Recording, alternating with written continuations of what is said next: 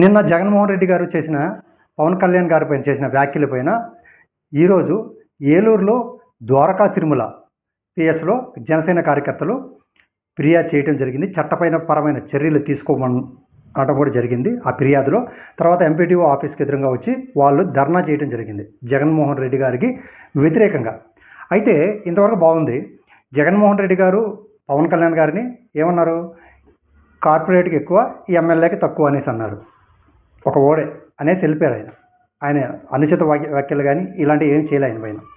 అయితే ఇదే పవన్ కళ్యాణ్ గారు చెప్పు తీసుకునేసి 2 చెప్పులు చూపించారు అప్పుడు వైసీపీ గవర్నమెంట్ ఉన్నప్పుడు. ఒకటి.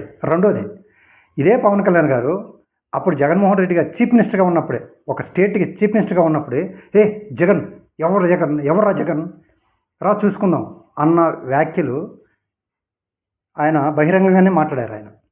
అప్పుడు ఎటువంటి చర్యలు లేవు. మరి ఇప్పుడు ఆయన చిన్న ఓడ్ అన్నారు, వెళ్ళిపోయారు. దాన్ని ఏ విధంగా తీసుకోవచ్చు? ఇది ప్రజాస్వామ్యం. తప్పుగా తిట్ల ఆయన. ప్రజాస్వామ్యంలో మనం తప్పుగా తిట్టకుండా ఎవరినైనా సరే మనం ప్రశ్నించవచ్చు, మనం అడగచ్చు. సౌండ్స్ వస్తాయి.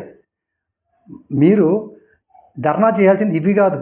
ధర్నా చేయాల్సింది ఇప్పటి వరకు చెప్పిన వాగ్దానాలు, ఏ ఒక్క వాగ్దానాలు కూడా కంప్లీట్ చేయకుండా నాన్చుకుంటూ జగన్మోహన్ రెడ్డి గారి పైన పెడుతున్నారు. కాబట్టి డైరెక్ట్గానే పవన్ కళ్యాణ్ గారి పైన, చంద్రబాబు నాయుడు కేసు పెట్టండి. అప్పుడు బాగుంటుంది.